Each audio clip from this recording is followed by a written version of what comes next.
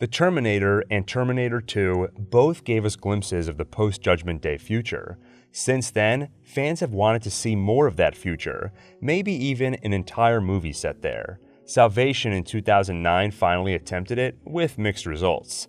And it still wasn't quite the future we wanted to see. Salvation took place in 2018, 11 years prior to the 2029 future shown in those first two movies. But 10 years after Salvation, the same year Dark Fate came out, there was Terminator Resistance, a game which takes place in 2028 and 2029. It's generally considered the best game in the franchise and does a good job capturing the aesthetic of the future we've all wanted to see for so long. And though it takes place entirely in that future, it still includes some fun time travel stuff. In this video, I'll go through the story from the game, including full spoilers. If you're ready, take off your clothes, get in the time field generator, and let's head to the future. Hey, I didn't make the rules. That's James Cameron. To generate the bioelectric field needed for the equipment to operate, you can't have any clothes on. I know what you're going to say. What about the T-1000? He's made of metal. How'd that work? Well, we never actually saw him appear in Terminator 2. He was just there. And apparently, they originally planned on having him arrive in a flesh cocoon. So unless you have a flesh cocoon handy, the game starts with a brief recap of the events you probably know very well by now. On August 29, 1997, the Skynet defense network became self-aware, deemed humanity a threat, and initiated a nuclear holocaust. The survivors eventually banded together under John Connor's leadership to form a resistance and rise against the machines, hoping to avoid a dark fate and ultimately find salvation. It's worth noting, this game definitely takes both Terminator 1 and 2 as canon, something that becomes clear with the game's ending. It ignores everything else. Wonder why they chose only to acknowledge those first two movies. Anyway, as mentioned before, the game starts in 2028, over 3 decades after Judgment Day. The main character who you play as is Jacob Rivers. He's part of the Resistance, but when the game starts, his entire unit, the Pacific Division, has been destroyed. How? Apparently Skynet has developed a new weapon, a Terminator that looks human. From the first movie, we're already familiar with these weapons. They're called infiltrators, and because they pass as human, they're able to get close, then strike with devastating results. But in 2028, the Resistance is not yet familiar with them. In the aftermath of the attack, Jacob gets a call from a stranger who guides him to safety. Who is the stranger? That's a mystery throughout the game, only revealed toward the end. In the meantime, the stranger speaks to Jacob over the radio and sometimes shows up to help him in person, but always keeps his face covered and his identity hidden. Jacob joins up with a small band of survivors, not part of the Resistance, but just some people who found each other. With Skynet making its way down California, the group is heading south to avoid them, and Jacob needs to go that way too. He's hoping to find the South Division of the Resistance to join them and warn about the new infiltrator threat. When people talk about Skynet in this game, they often make reference to the annihilation line, a phrase coined by the Resistance, which means exactly what it sounds like. As Skynet makes its way through California, everything behind their army of Terminators, everything behind the annihilation line, is annihilated. Cities are burned down, and everyone is either killed or taken prisoner in camps. From the Terminator, we know that many are taken to camps for orderly disposal. Some are kept alive to work, loading bodies. But Terminator Resistance adds that some are also kept alive to be experimented on. The exact nature of those experiments isn't made clear, but I'd assume at least some of them are what led to the creation of the infiltrator, teaching Skynet how to create a part-human machine. As Jacob moves with the group, he gets to know them, if you show interest and ask the right questions. This is one of those games where your choices have an impact on the ending. By completing side missions on behalf of the characters and asking questions about their backstories, you earn their trust, and later in the game, that'll matter. In particular, the game sets up a potential romance between Jacob and a survivor named Jennifer. He initially wins her affections by protecting her and her younger brother Patrick. Though later you learn they aren't actually related, but after he lost his family, she took him in.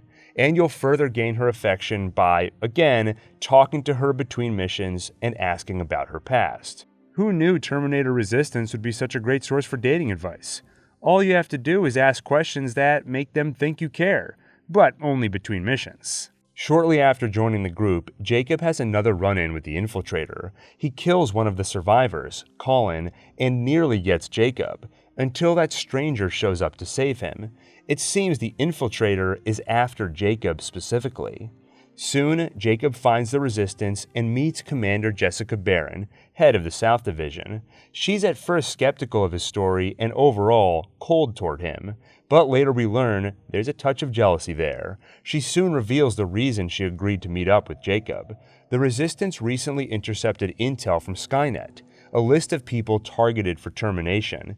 John Connor is of course number 1 on the list, then Barron, then Jacob. But later, she confesses that she lied. Jacob wasn't number 3 on the list. He was number 2. Apparently, Skynet deemed him more important to the Resistance than her. That's where the jealousy came in. Eventually, Barron hatches a scheme to take down the infiltrator. Skynet is eavesdropping on all their communications. So while Jacob is out on a mission, she tells him to meet her at the docks. As expected, Skynet was eavesdropping and knew about their meeting at the docks. So the infiltrator shows up and they ambush it. It takes all their firing power, but eventually they take it down. Clearly, they need to wrap this war up fast, because if one infiltrator gave them that much trouble, an army would be unstoppable. They bring its body back to base and find it was armed with a second-generation plasma rifle, programmed only to work in the hands of a Skynet machine. If only they could reprogram it to work for humans too. This is where John Connor finally shows up. He orders Jacob to find Dr. Edwin Mack in Hollywood Hills, who would have the knowledge and skill to reprogram the rifle. This catches Barron off guard. Apparently, Edwin Mack was exiled from base, and to Barron's knowledge, he was gone and they didn't even know if he was dead or alive. But apparently, behind her back, Connor has kept in touch with him, and even chastises Barron. You've been watching him without telling me? You let your emotions cloud your judgment before, Commander. That's why I decided that Mack's whereabouts were no longer This your is bullshit. concern. The backstory for all this is hinted at in the game, but explained more fully in the tie-in comic Zero Day Exploit. It shows that Barron already has a pretty rocky relationship with Mack, hating his overzealous nature and willingness to take risks for his experiments, which often gets soldiers killed. Eventually, Perry is one of those soldiers killed in his experiments. Perry is their commander and happens to be the man Barron loves. After his death, she takes over and immediately exiles Mack, ignoring his pleas that it wasn't his fault. In truth, he was only following Perry's own order at gunpoint. In studying a recently captured T-800, Mack discovered a vulnerability in the code dating all the way back to Miles Dyson's programming decades ago. He reported the findings to Perry and Connor. Exploiting the vulnerability, he could get access to the Skynet mainframe. He couldn't program the machines to destroy themselves or anything as brazen as that. He'd have been stopped. But he could do something else. He could alter things so the machines don't just target humans, but instead target all living things. That would slow them down tremendously, because they'd be forced to chase down every rat, plant, and so on before moving on. Only problem? Connecting to the mainframe would give away their location. It would be suicide. But Perry was desperate. Mack pleaded that he'd need at least a week to put in some safeguards. But they didn't have time for that, Perry insisted. The annihilation line rapidly approached. They could be dead in 3 days. Perry pulled his gun and gave the order. Not only did it broadcast their location, but the hacked T-800 came to life. And if you've ever wondered why Terminators have teeth, look no further. This one kills Perry by biting his throat. Barron exiles Mack and abandons their base, moving everyone to a new shelter. Back in the present, things get complicated for Jacob as he's caught between Mack and Barron. He does reprogram the plasma rifle, but also asks Jacob to steal the infiltrator's neural net CPU so he can reprogram it. They could get an infiltrator on their side, but he knows Barron wouldn't approve of something so risky. so he asks if Jacob will steal it without her knowledge. If Jacob doesn't steal the CPU and instead tells Baron about it, she invites him back to her quarters, if they've gotten close enough by you asking her a lot of questions. She tells him that Mack is too dangerous and asks if Jacob will assassinate him for her, and she uses some intimate tactics to persuade him. To be honest, your choices here, whether or not you steal the chip, whether or not you kill Mack, barely make a difference. I'll explain why when we get to the end. It's almost funny how little difference it makes. After Mack reprograms the plasma rifle, he makes a comment about how Skynet only developed their infiltrator tech a couple of days ago. But Jacob points out the infiltrator has been after him for months. So how is that possible? Mack has a startling realization. Skynet will be successful in developing their time displacement equipment, their time machine. It's not ready yet, but it will be in the future. And in that future, they already have infiltrator tech, and they've sent one back in time to kill Jacob. It's also around this time when the side missions and level of trust Jacob has earned with his friends matters. The stranger warns him that if he wants his friends to be safe, he needs to get them to leave the shelter, something Jacob can only accomplish if some of those missions have been completed. For example, Erin and her husband were separated a while back. She mentions that their home was in Hollywood Hills. So while you're out looking for Mack, you can check it out as an optional mission and find a note from her husband that he ran away to Mexico. But you also find his body and see that he never made it. Back at the shelter, you can tell Erin that you found her husband dead and she'll stay. But if you lie by omission and only tell her that her husband ran to Mexico, she'll do the same and her life will be saved. But you can only influence her behavior if you've built up the right level of trust with her by this point. You have similar decisions to make with the other characters. Jennifer is the only one whose fate you can determine without any sort of lies or manipulation. She'll listen to Jacob, whether he tells her to stay or leave. And if those trust levels are high enough, she'll even spend an intimate night with him. And yes, this can happen with both Baron and Jennifer in the same playthrough. Hey, it's not like they had a conversation about being exclusive or anything. And it's the apocalypse. If not now, when? But back to the matter at hand. With news of the time displacement equipment's imminent construction, it's time for the Resistance to stage their final battle. They recently located Skynet's central core. If they can take it down, Skynet will be finished. Though they'll also have to destroy the TDE, so Skynet can't undo their victory. John Connor will lead the attack on the time displacement equipment, Jacob Rivers will handle the central core, and Jessica Barron will stay at the shelter to coordinate the attack. Unlike the other characters, there's nothing you can do or say to make Barron leave that shelter. In the assault on Skynet's central core, the stranger joins you on the battlefield and guides you to its location. But it isn't there. The infiltrator from the future must have warned Skynet about the attack so they could move the core. How does the stranger know all this? He followed the infiltrator into the time machine. He too is from the future. They move quickly to Plan B. They connect to Skynet's mainframe and trace the signal's location to find the core. They get the coordinates, but in the ambush, the stranger is killed. And when Jacob radios back to Baron, he gets no response. Where is everyone? Returning to the shelter, Jacob finds out what the stranger's warning was all about. Everyone there is dead, including Jacob's friends, if he didn't get them to leave. But he finds Baron alive, though badly wounded. She tells him how an infiltrator showed up with a lot of friends. She orders him to leave her behind. Time is running out, and all that matters is destroying Skynet. Jacob finds the North Division, and though they're cautious at first, they soon recognize him.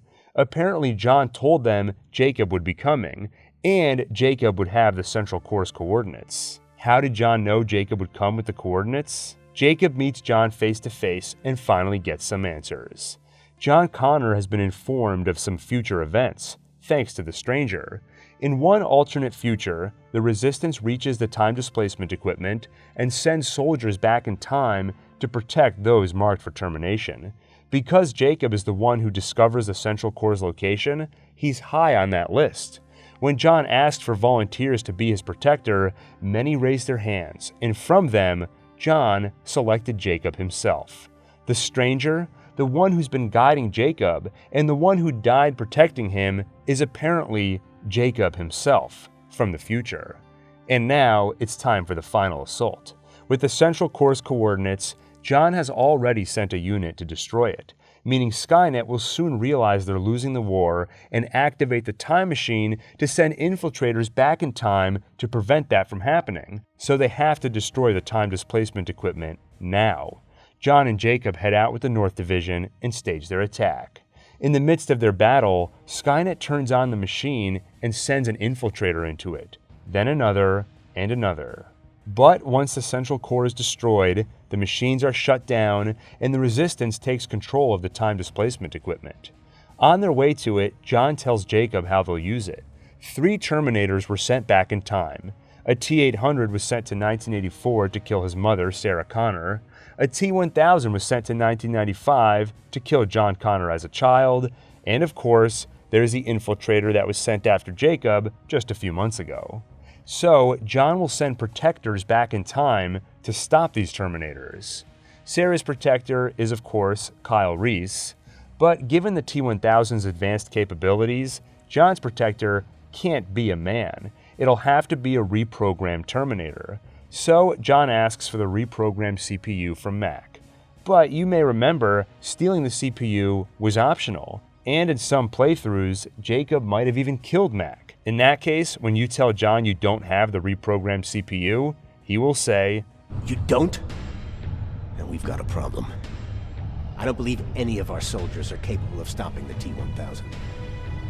We'll have to find another way, and we have to do it soon."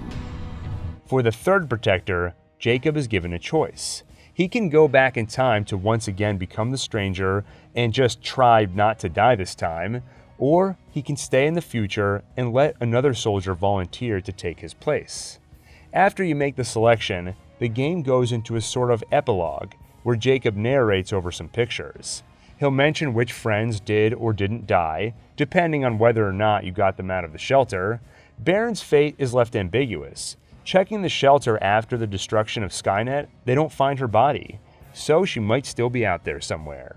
If you chose to kill Mack, Jacob will wonder if that was really the right decision, and once again mention how John will have to find another way to reprogram a Terminator. What other way? Doesn't matter.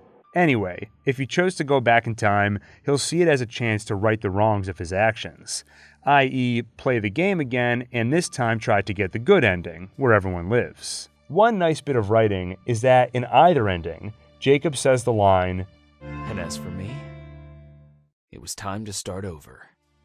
In one ending, it's literal. He's going back in time to start over.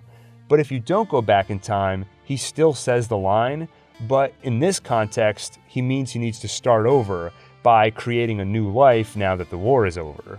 And it cuts to a picture of Jennifer and Patrick, implying that he'll find them and they'll be part of that new life. This ending is why I say the game only treats 1 and 2 as canon. There's no mention of sending a T-850 back to 2004 to protect Kate Brewster and John Connor, but in a world with alternate futures, it's always possible that this game represents only one of those futures, while the other movies whose events aren't mentioned take place in other futures. Anyway, let me know in the comments your thoughts on Terminator Resistance. Is this the true Terminator 3? Does it quench your thirst for a story set in the future war? Let me know below. If you enjoyed this video, make sure to like, subscribe, and hit the bell icon for more.